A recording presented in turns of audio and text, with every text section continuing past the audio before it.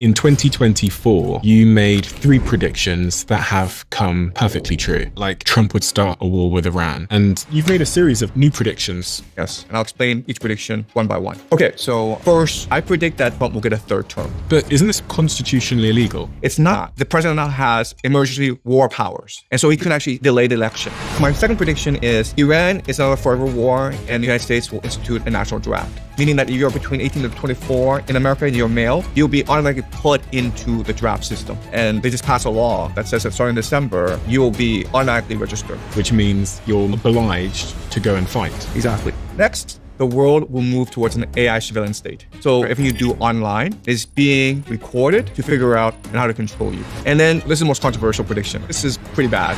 And I'll explain why. And also, I will tell you why this war can only lead to World War III. Why there's a very strong possibility that the American empire will collapse. And also, I'll show you what the Russians will do and how the private bankers are controlling you. I'm not owned by anybody. That's what you think. So let's talk about that. This is super interesting to me. My team give me this report to show me how many of you that watch this show subscribe. And some of you have told us, according to this, that you are unsubscribed from the channel randomly. So favor to ask all of you, please could you check right now if you've hit the subscribe button, if you are a regular viewer of the show and you like what we do here. We're approaching quite a significant landmark on this show in terms of a subscriber number. So if there was one simple free thing that you could do to help us, my team, everyone here, to keep this show free, to keep it improving year over year and week over week, it is just to hit that subscribe button and to double check if you've hit it. Only thing I'll ever ask of you. Do we have a deal? If you do it, I'll tell you what I'll do. I'll make sure every single week, every single month, we fight harder and harder and harder and harder to bring you the guests and conversations that you want to hear. I've stayed true to that promise since the very beginning of the Diary of a CEO, and I will not let you down. Please help us. Really appreciate it. Let's get on with the show.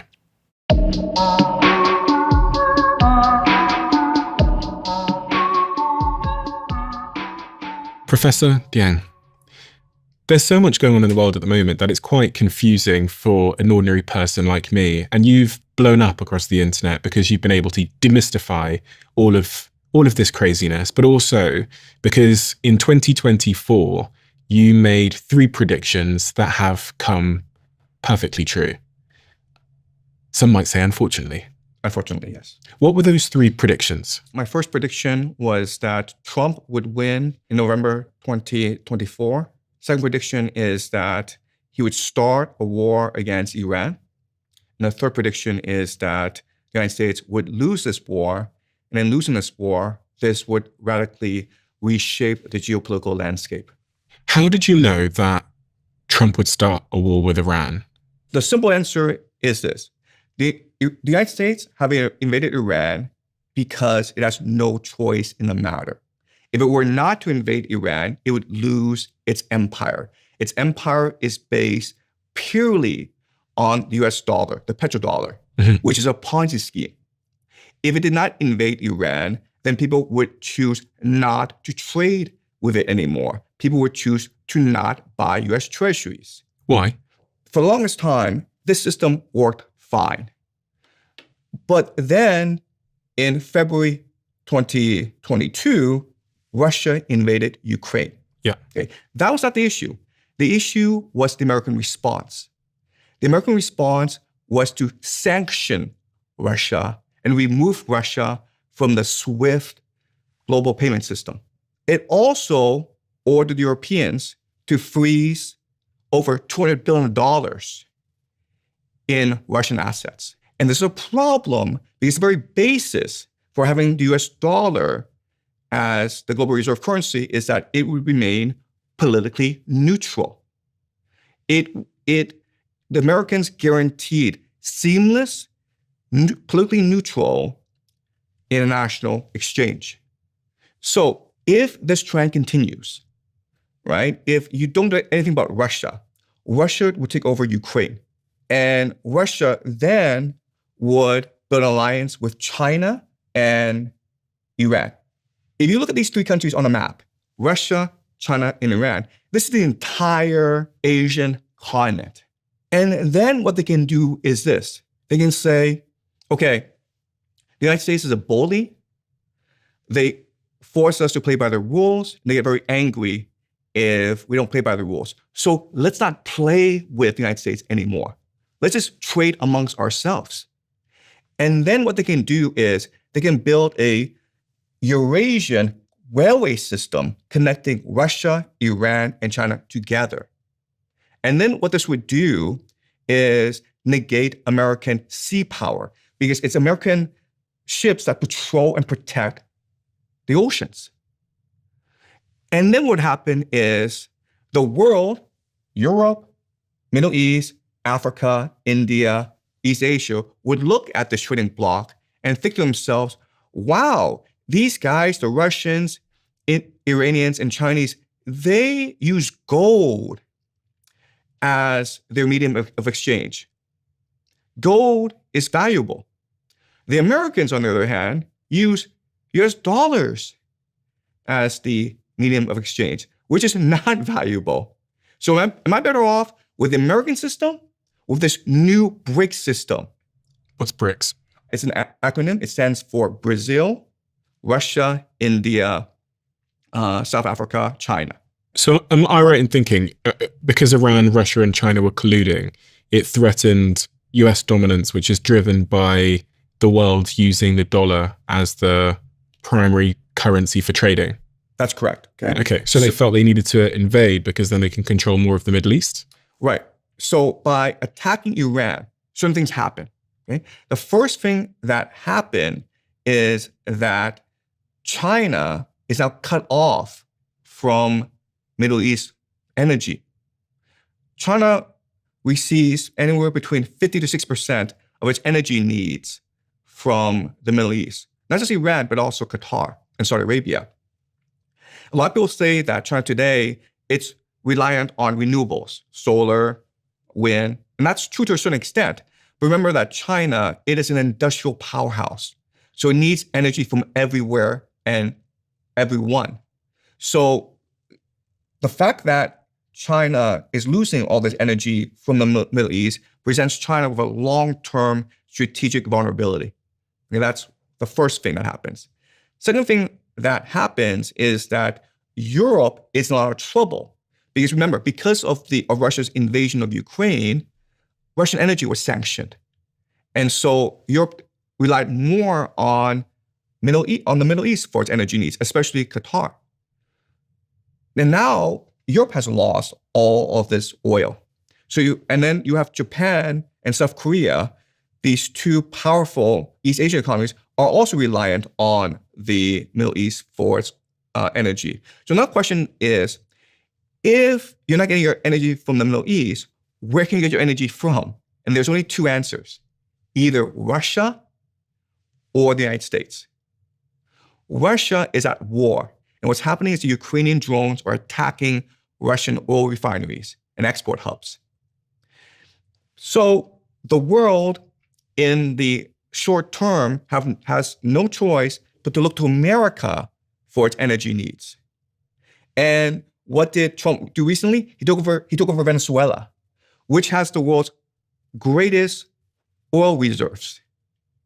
He's threatening Canada. He's threatening Greenland, Mexico, Colombia. If Trump controls the entire Western Hemisphere, the entire world has to beg Trump for energy and resources. And this saves both the US dollar as well as the American empire.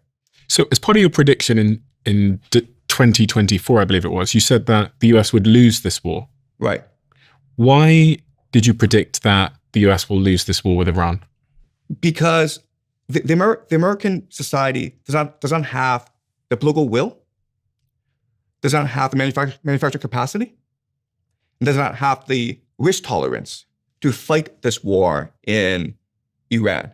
Basically, America wants to fight this war as cheaply, as easily, and as quickly as possible, right? So Trump really thought that, if I sent my airplanes to strike Tehran and kill the Ayatollah, they would just surrender. That was literally his plan going into this war. He paid no attention to the culture. He paid no attention to the history of the Iranian people. He had absolutely no respect for the nation. And when you do that, when you disrespect your opponent, when you underestimate your opponent, and when you yourself are not willing to commit to the fight, you're going to lose. So is Iran's game just to draw this out as long as they possibly can? How are they, you know, because he's taken out the leaders. And then do you also think that Trump thought that just if I just bomb the leader, then everything will sort of regenerate itself and we'll be fine? What was the sort of fundamental misunderstanding? There's a lot of confusion as to how this war started. Even today, no one actually knows how this war started. But I think that Trump, given his personality, he was convinced that if he killed the leadership of Iran, then they would have no choice but to surrender. And his proof of concept was, of course, on January 3rd of this year, Delta Force went into Venezuela, kidnapped Maduro, and they completely surrendered. So in Trump's mind, he wanted to replay the Venezuela scenario. And he didn't realize that Iran is fundamentally different from Venezuela. The short answer is he is a reality TV star. He thinks in terms of optics. He doesn't think in terms of like geopolitical strategy.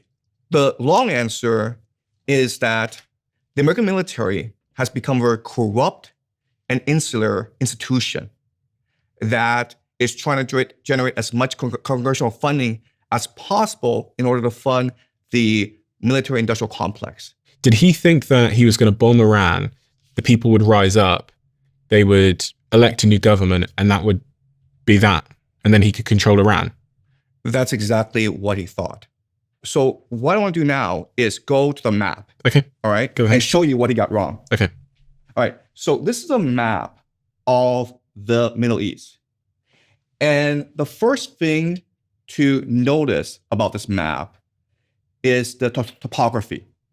What does that mean? How many mountains you have. So this is what's really interesting is that the topography between Iraq and Iran are completely different. And this is important because in 2003, the Americans invaded Iraq and they won the war in about 2 weeks. And the reason why they won the war is the Americans practiced something called shock and awe. And the idea of shock and awe is that it is a military strategy that believes that if you cut off the head of the snake will die. A decapitation strike. And so what they did was they went into Baghdad, seized Baghdad, and the regime collapsed and the war was over. And they were able to do this because of the topography. If you look at the map of Iraq, it's all flat, it's all desert, meaning that you can just fly in your planes, cut off the head of a snake, and the war is over.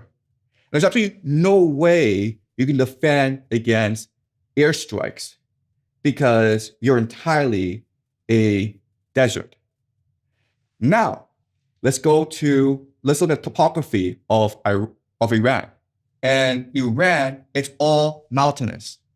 In fact, you can make the argument that Iran is a fortress. Okay? And so the first thing is that Iran can choose to fight a war of attrition. What's a war of attrition? A war of attrition is a game of uncle.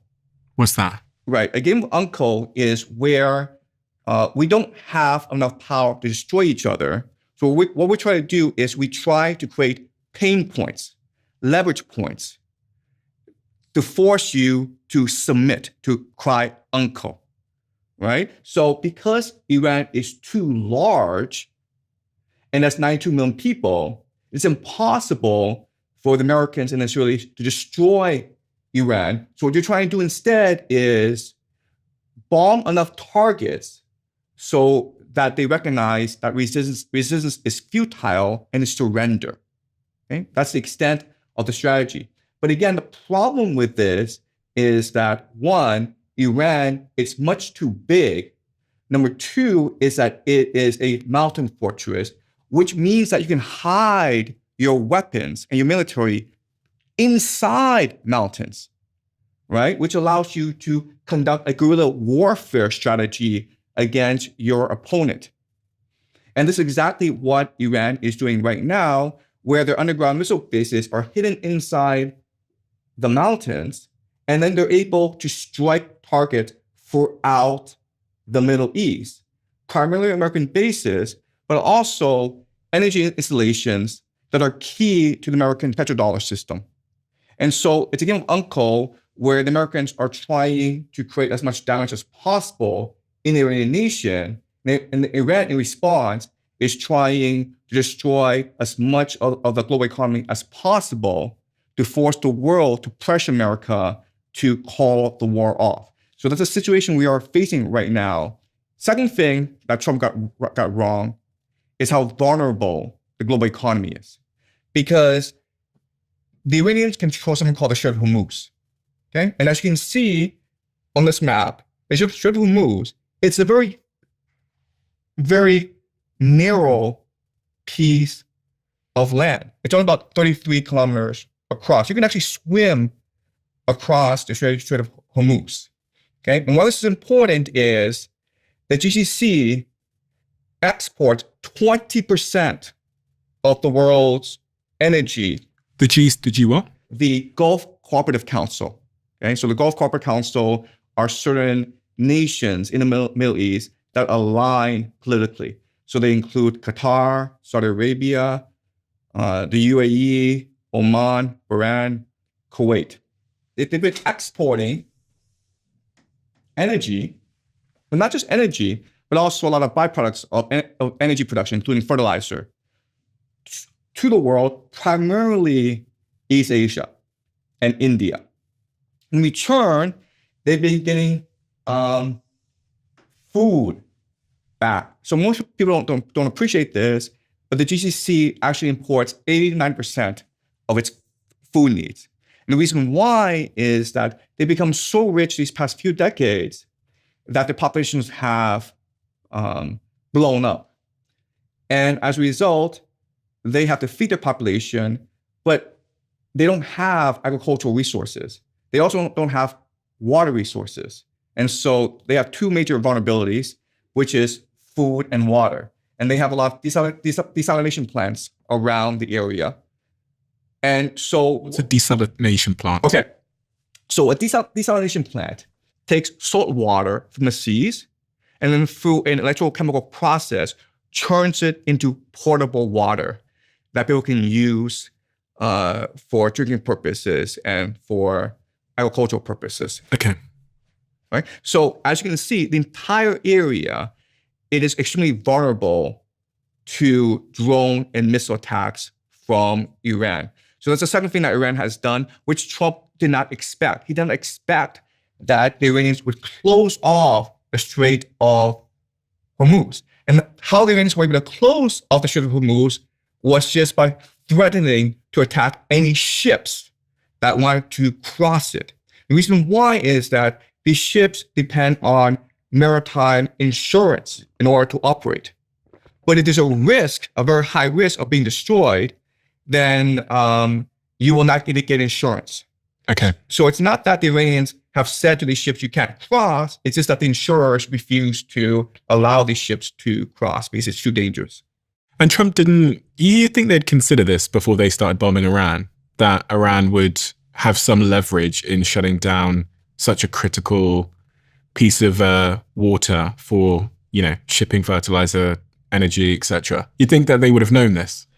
Right. So that's what a lot of people say, that Trump's stupid, that Trump is hot-headed, that he was misled by the Israelis. And there's good evidence to support this. But I want to show you something. Okay? It's called the National Defense Strategy. All right. And so this is a document that was published by the Department of War. And in it, it explains what the American strategy to maintain global dominance is. And in the introduction, what it says is that For too long, America has been bullied by the world. America is a nation that protects the world. Yet Europe, East Asia takes advantage of American generosity. The Europeans don't pay for their defense, and so they put all this money into welfare, into their pension system. The Chinese have been giving America a bad trade deal. The Chinese steal American technology and then use it to make products that they sell back to the Americans. So the Americans have been getting a really bad deal for decades. And President Donald Trump, he's going to change that by doing 4 things, right? The National Defense Strategy calls for a 4-point program to put America first. The first thing that America is going to do is going to secure the Western Hemisphere.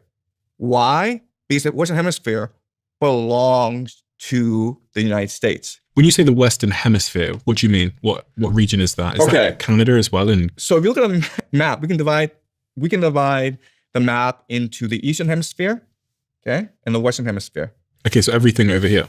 Everything, Mexico. including Greenland, including Canada, including Mexico. Every part of this area belongs to the United States.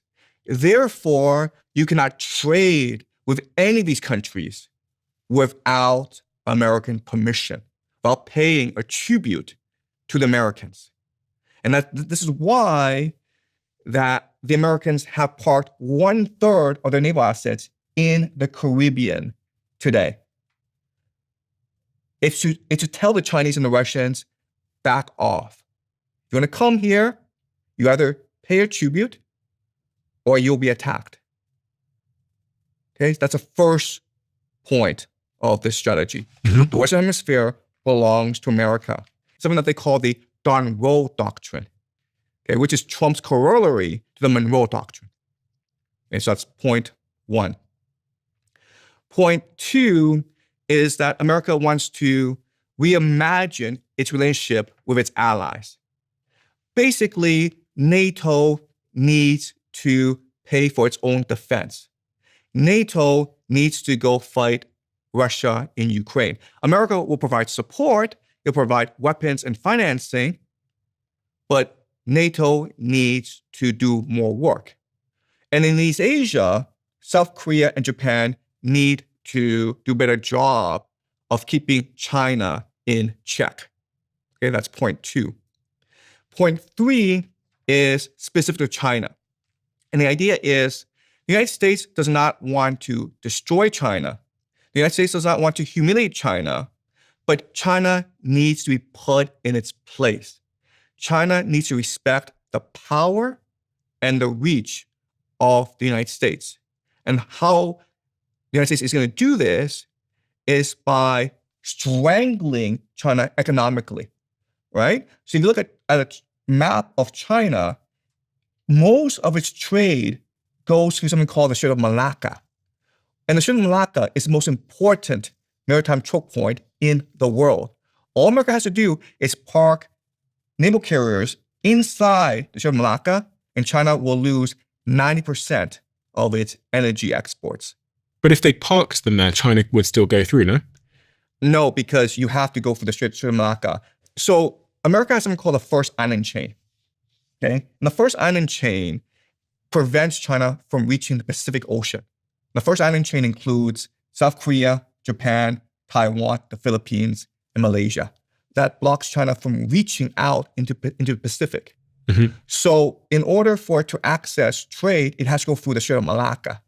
And through the Strait of Malacca, it can access India, Africa, and the Middle East. Okay. Right? And so by positioning naval carriers inside the Strait of Malacca, it creates a blockade, and China would have to pay a toll in order to access the Strait of Malacca. And the fourth one? And the fourth one is to reinvigorate America's defense manufacturing sector. So supercharged the US defense industrial base. That's exactly correct. Yes. Yeah. All right. So what this means is that the Pentagon a few weeks ago went to Detroit and talked to Ford and General Motors and said, you know what, because of this war in Iran, we might need you to stop making cars and start making more munitions and drones. How do you know they said that? They published it? They published it, yes. Really? Yes.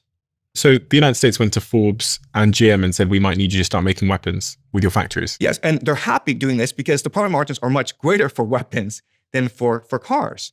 This is the Pentagon, so you can charge them as much as you want, and they'll pay for it. Whereas you make cars, it's for the consumer market, and they may not buy your cars, right? So you're like Ford or General Motors, the best deal in the world is to go make weapons for the Pentagon to fight these wars in the Middle East that can go on for forever. So we're in a situation where, okay, look, if you read the news, if you talk to a lot of people, Trump's an idiot. And this war in Iran makes no sense at all. But then if you just read the National Defense Strategy that is on the Department of War website, and anyone can go there and download it for free and read it themselves, it's a very clear roadmap of what America needs to do in order to maintain imperial hegemony. And so let's just summarize the major points. The first major point is to maintain control over the Western Hemisphere and create a fortress America. Which is why he invaded Venezuela, and he says he's going to invade Cuba. Exactly. And also Greenland. Look at all the countries that he's named over the past year. Greenland, Canada, Mexico, Venezuela, Cuba, Colombia, Nicaragua, Honduras. It's all the Western Hemisphere, right? And they're all together. Second point is to create divide and rule all around the world. So imagine a situation where in Europe, NATO fights Russia in Ukraine. In East Asia, China fights South Korea and Japan. In the Middle East, Iran fights the GCC allied with Israel. What does America do? America can now sell everyone weapons and resources and finance it. This would be back to World War II. But it makes them weaker as well, generally. That's the point. Yeah. Right? And then what would happen is that $40 trillion that America has in debt, it would disappear because it would be absorbed by the world.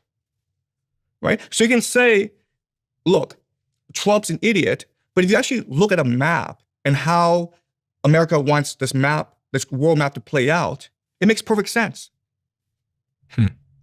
So the war is going well for Trump? The war is going very well for Trump. Really? Yes. But you said in your prediction that he would lose the war. Right. What's your definition of lose the war?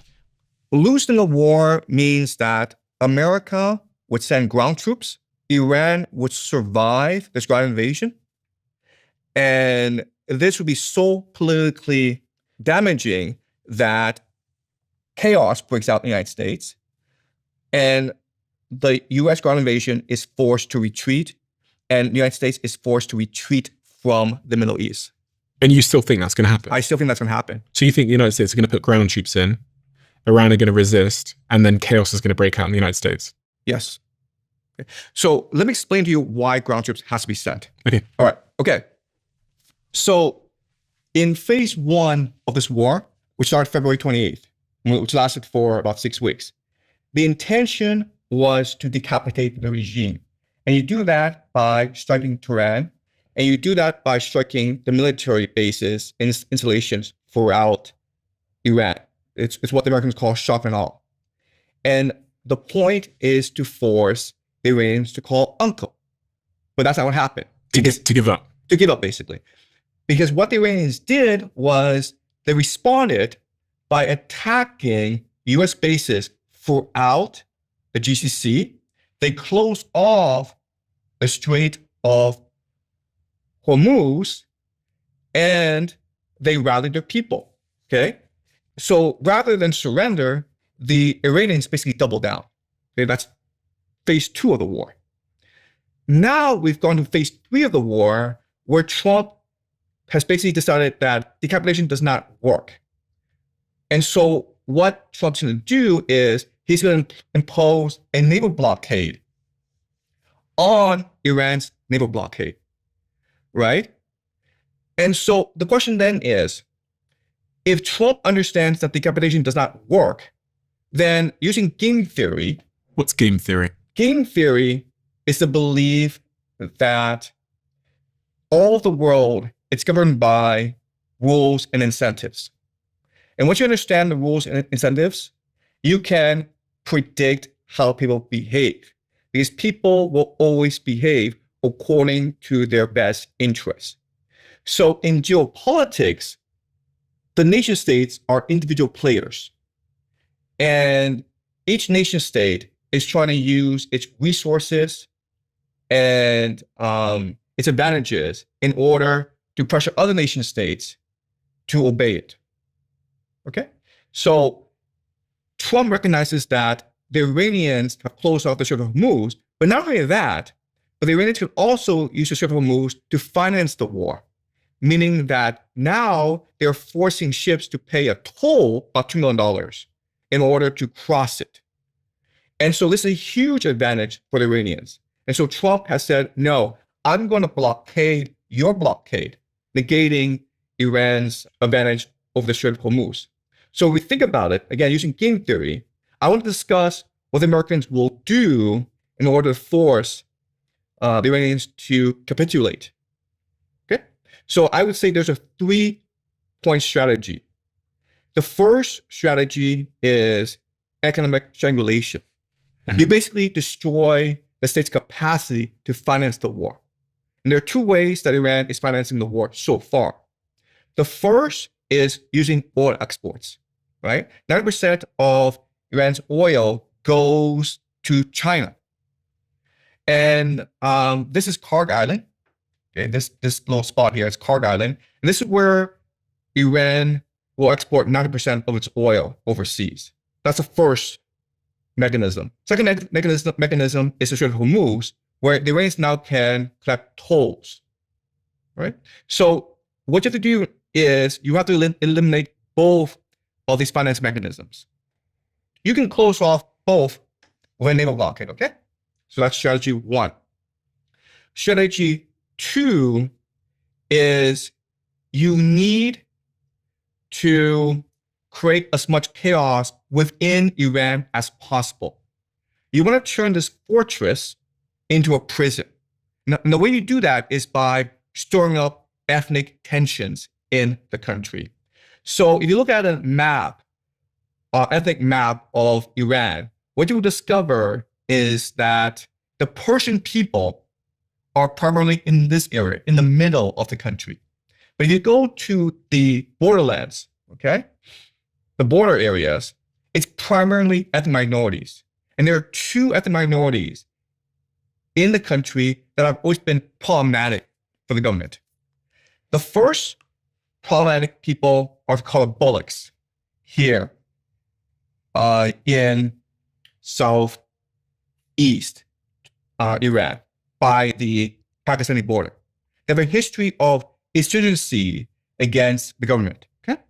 Second people that have been problematic are the Kurds, who are primarily in the northwest of the country.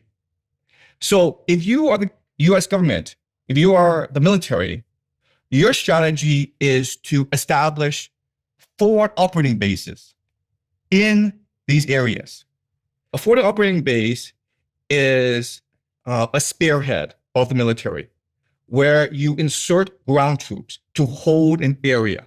Okay, so in order to resupply, in order to push further into the territory. Okay, so a forward operating base would be the US putting troops into the northwest and the southeast, and then using that as a way to move forward into Iran?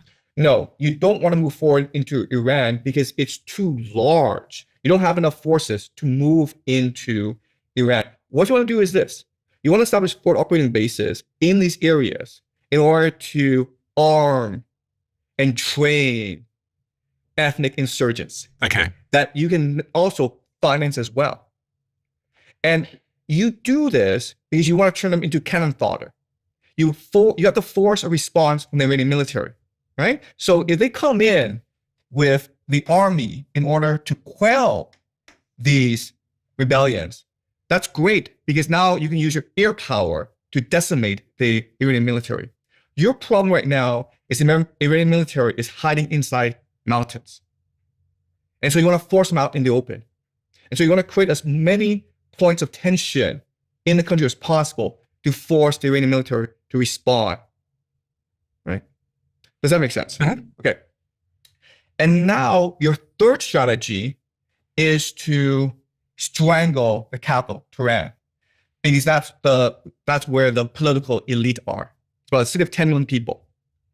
And the way you strangle Tehran is you deny them three things. You deny them water, electricity, and food. So you attack power plants. You attack reservoirs. You attack railways that bring food into the capital. And when you do that, these 10 million people in Iran will now oppose the government and demand a political settlement because they need food, water, and electricity to survive, right? Is there a government? Right now, there's a debate as to the true extent of leadership in Iran. Because Trump's recent interviews, he's saying, he's claiming that the leadership in Iran are fighting themselves, but then he's also saying in other interviews that they don't even know who they're dealing with. Exactly. Iran has a very unusual political system in that it's a theocracy.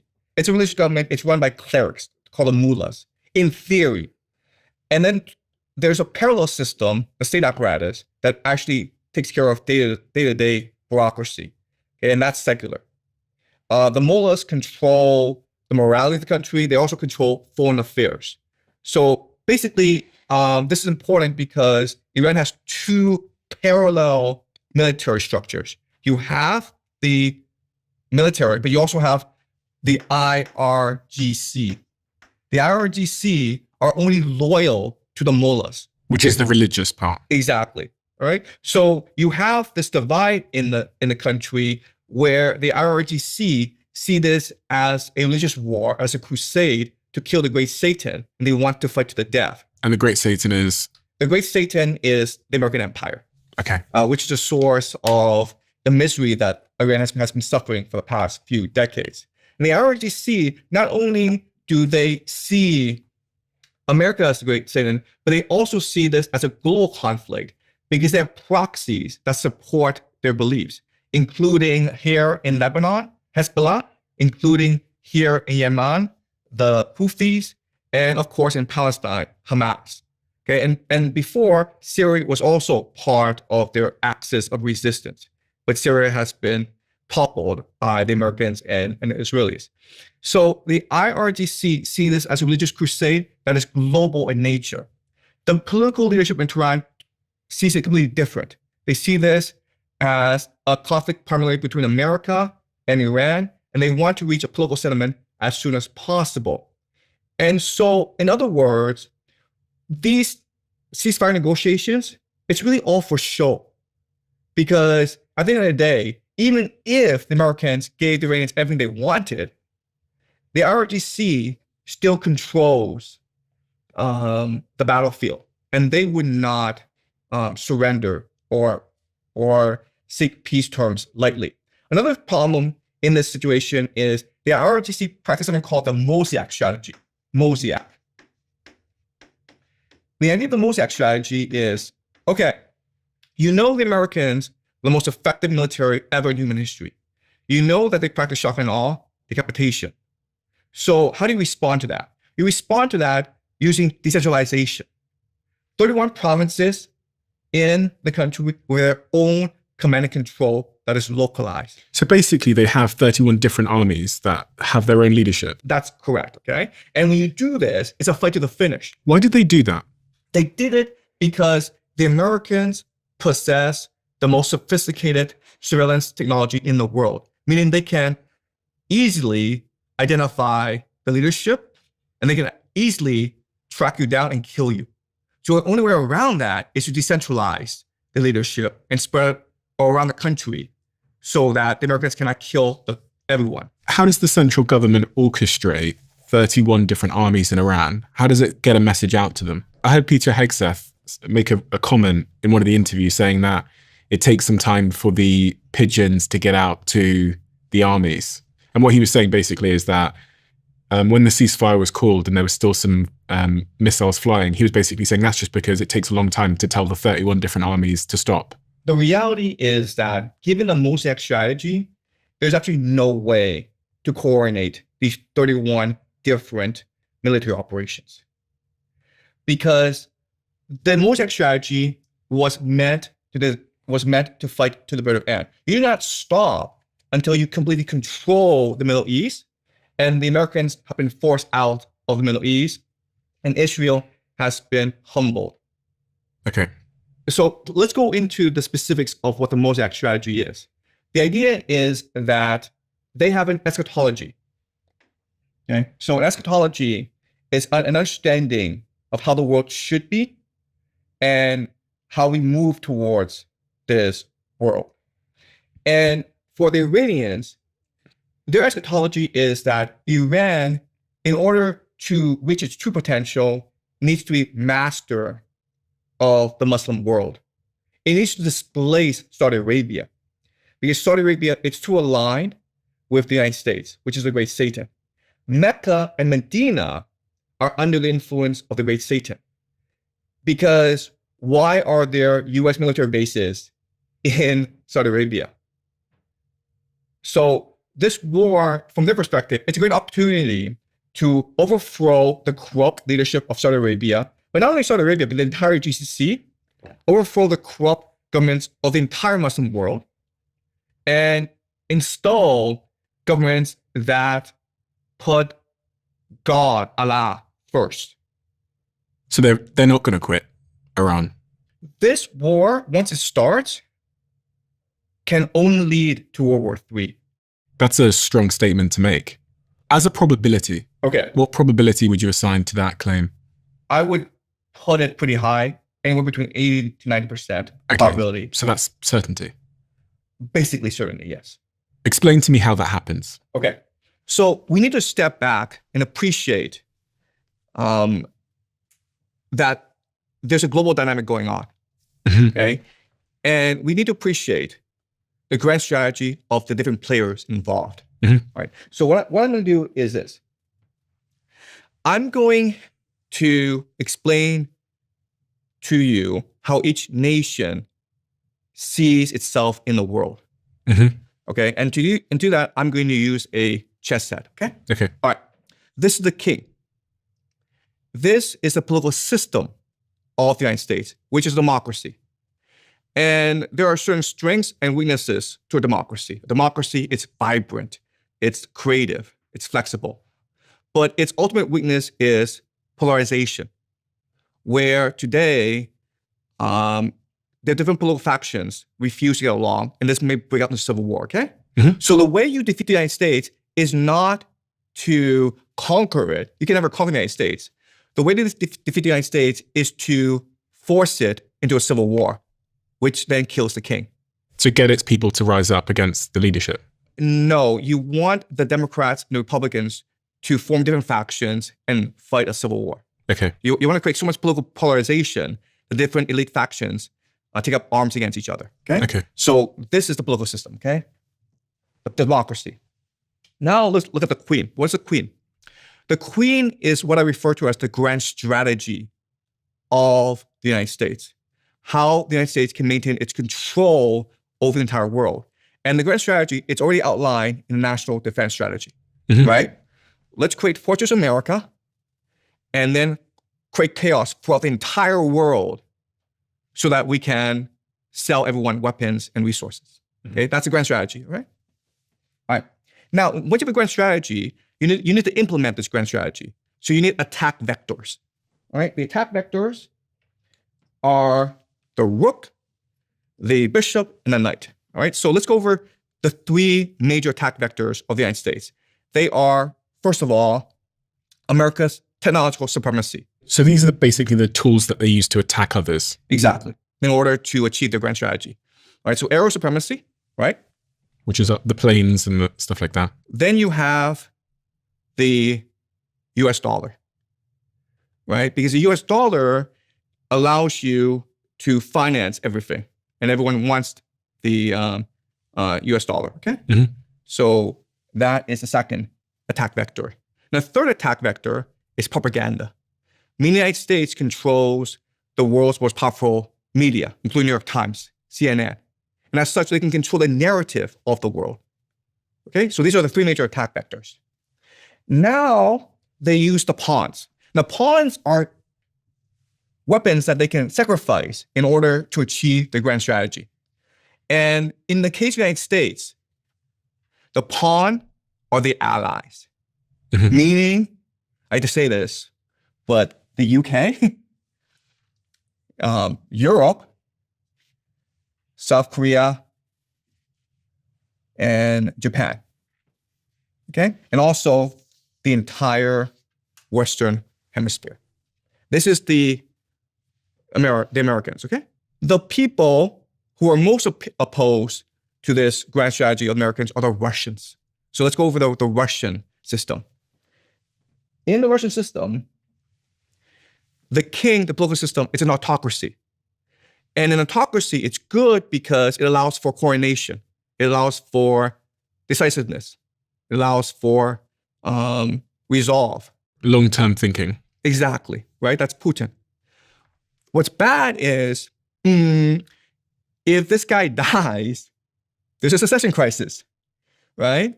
So basically, once you topple the autocrat, then the system itself breaks down. Okay, so that's the Russian system, right? For the Russians, the grand strategy is something called the Third Rome strategy. The Third Rome strategy? Yes, okay? So the people in Russia believe that they are the true successors to the Roman Empire. And previously, there were two Romes.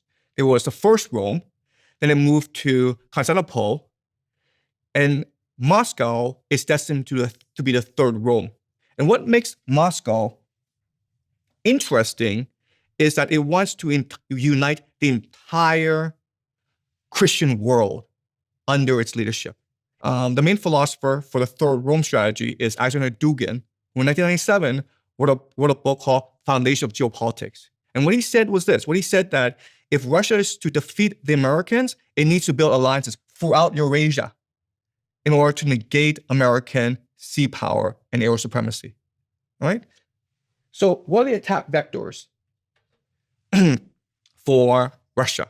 Okay, the first attack vector, the size of the country makes it almost invincible. So think about to World War II, Operation Barbarossa. The Germans went into Russia with 6-7 million men, and it didn't get very far. Okay, so the terrain is very important. The geography is very important. Then you have the Orthodox religion, which is meant to galvanize believers into supporting Russia. The third attack vector is artillery. So Russia has the best land army in the world.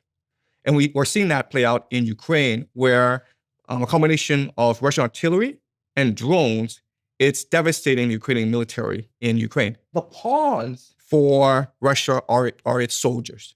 So Russia is able to sustain many, many casualties in its military. If you actually go and interview Russian soldiers, they are probably the bravest soldiers in the world. They are literally not afraid to die for what they believe in. Okay, so this is the Russian Third Rome strategy. You can see how it conflicts with the Americans. Mm-hmm. Okay, now we go to the Israelis. Jerusalem, the capital, it's a mixed system, meaning it's both democracy as well as a theocracy. And it's good in that the Israelis are very creative, but the fundamental weakness is the division within society, where Tel Aviv and Jerusalem don't get along. Okay, so that is the political system of Israel. The grand strategy of Israel is called the Greater Israel Project. So the Israelis believe that the entire Middle East belongs to them, from the Nile to the Euphrates, because that's what it says in the Bible. This is what God, Yahweh, promised Abraham. So their intention is to conquer the entire Middle East, including Egypt, Saudi Arabia, Lebanon, even parts of Turkey. Okay. Now, let's look at the attack vectors for the Israelis. The first attack vector is Mossad. Mossad is the most powerful intelligence agency in the world, in that it is able to infiltrate and undermine different political systems. And Mossad, for anyone that doesn't know, is their secret service. Basically, yes. Their spy system. Second attack vector for the Israelis is the Jewish diaspora, because Jews do business everywhere around the world. And Jewish businessmen work very closely with Mossad. And as such, they have influence in a lot of places that they shouldn't have. And the third attack vector is the Bible. Why? Because if you're a Christian, and there are many Christians who believe this, you believe that the Jews are God's chosen people. So if you look at what's happening in the Middle East, all this conflict between Israel and Palestine, a lot of this conflict is being supported politically in the United States by a group of people called Christian Zionists. And these are Christians. They're not Jews. They're Christians who believe that Israel should achieve the Greater Israel Project because this is part of God's plan. And the pawns for the Israelis are basically everyone else, okay? So a lot of the hardware underpinning the global IT infrastructure is being controlled by the Israelis. Mm. So now we go to the fourth player in this great game, and that's Iran. So Iran, it is a theocracy. People are not afraid to die for what they believe in Iran. But the weakness is that it can alienate the majority of the population, because only a minority are religious zealots in Iran. Most people just want to live a decent life. So if they feel that these mullahs, the IRGC, are a threat to their peace and prosperity, then they might rise up against the mullahs. Which is what we've seen over the years, right? Exactly. So this is the political system of the Iranians. Their grand strategy is to unite the Muslim world under leadership. They have three attack vectors, okay? The first attack vector are their proxies: Hezbollah, Hamas, and the Houthis. Another attack vector is their asymmetrical warfare, meaning using drones and missiles to create as much economic damage as possible. Mm-hmm. Okay. And the third attack vector is their geography or their topography. They are a fortress, so it's almost impossible to invade them. Right? So that's their Shia militiamen, these religious zealots who are not afraid to die. Essentially, many of them could be suicide bombers. Okay, and so for them, this is a religious war.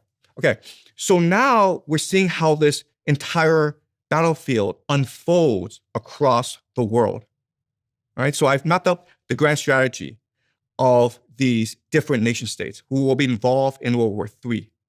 Let's look at our present situation, okay? So what we have so far is that the Russians are occupied with their army in Ukraine. Okay, this is where their infantry, their artillery is based. At the same time, Russia has something called the Shadow Fleet. And these are about 1,000 tankers that evade sanctions around the world, okay? And this is essentially their navy. America is the most powerful military in the world. They have the most sophisticated air supremacy, as well as a control over the sea lanes. And it tries not to use infantry because that creates civilian casualties and that pisses everyone off in America, okay? The Israelis are essentially a mercenary army aligned with the American Empire, doing the bidding of the American Empire. It's fighting against Lebanon as well as Iran. The Iranians, they don't have much of an air force, but they use a lot of drones to threaten. So this is where we are so far. According to the grand strategy, we can predict how they will make their moves over the next few months or next few years. America doesn't really care about this war in Iran, because what America wants to do is force the entire world to become dependent on American weapons and resources. And you do that in two ways. The first is you control the strategic choke points of the world. And they include the Strait of Hormuz. But you also want to control the Strait of Malacca, or over here, because that blocks off East Asia. You also want to control the Panama Canal. You also want to control Greenland. You also want to control the Strait of Gibraltar. You can see the American Navy expanding outwards and occupying all these maritime choke points. At the same time, you want to use your technological supremacy, your aerial supremacy, your drones, to destroy the world's critical energy infrastructure. Already we're seeing oil refineries being destroyed throughout the world. Oil refineries. Oil refineries, yes. Yeah. So you, as America, you're trying to deplete the world's energy inventory, so they're forced to beg you to supply energy, right? And once this market is created, then you can build infrastructure for Venezuela. You can take over Canada. You can control Mexico. You can take over Greenland, okay? The Russians have no choice but to respond, because if the Americans are controlling the strategic choke points, your shadow fleet is rendered redundant, useless. So how do you ship your oil around the world? Well, you have two options. I'm just going to build railways to unite the Eurasian continent, okay? And I'll transport my oil using pipelines and railways. The problem with that is now that you're vulnerable to American aerial supremacy, drone attacks. So you have no choice but to arm your shuttle fleet. And now what's going to happen is this conflict in the oceans between Russian shuttle fleet tankers that are trying to transport oil around the world and these American destroyers who are trying to capture or destroy these shuttle tankers. Now, the advantage that Russia has is that America doesn't have that much naval assets anymore. It used to, but not anymore. The other thing is that the world really needs energy. So you can imagine China financing the militarization of the Russian shuttle fleet. Why would the US try and stop Russian boats? Because in this global outlook, there are two nations that could provide weapons and resources to the rest of the world. Mm-hmm. They are Russia and they are America. So if America has become dominant, it needs to blockade Russia. And the way you do that is by seizing their shuttle fleet. But if that happened, that would be an act of war. But it's already happening. What, really? Yes, it's already happening. Where? Iranian tankers have been seized by the Americans, and tankers are being seized in the Caribbean as well by the American Navy. Whose tankers? I believe they are Russian tankers. Yes, the United States has indeed been seizing tankers linked to Russia. A major escalation occurred earlier this year on January the 7th, 2026, when the US military and Coast Guard intercepted two sanctioned Shadow Fleet oil tankers. While one was seized directly in the Caribbean, the other involved a dramatic chase that started in the Caribbean and ended in the North Atlantic. US forces captured this sanctioned tanker during a pre-dawn raid directly in the Caribbean Sea. The US military described it as stateless sanctioned dark fleet vessel, which was engaged in illicit activities. These seizures are part of Operation Southern Spear, a strict enforcement of the US embargo on Venezuelan oil exports. Both vessels were targeted for violating US sanctions by transporting illicit crude oil linked to Venezuela, as well as Iran and Hezbollah. And as you point out, this is an act of war.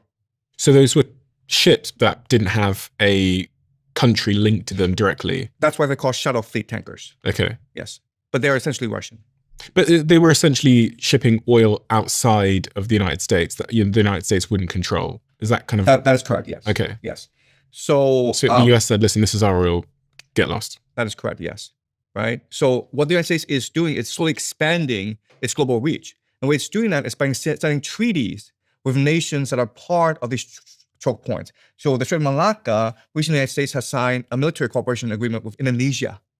And with the Strait of Gibraltar, the Americans have signed an agreement now with Morocco, right? So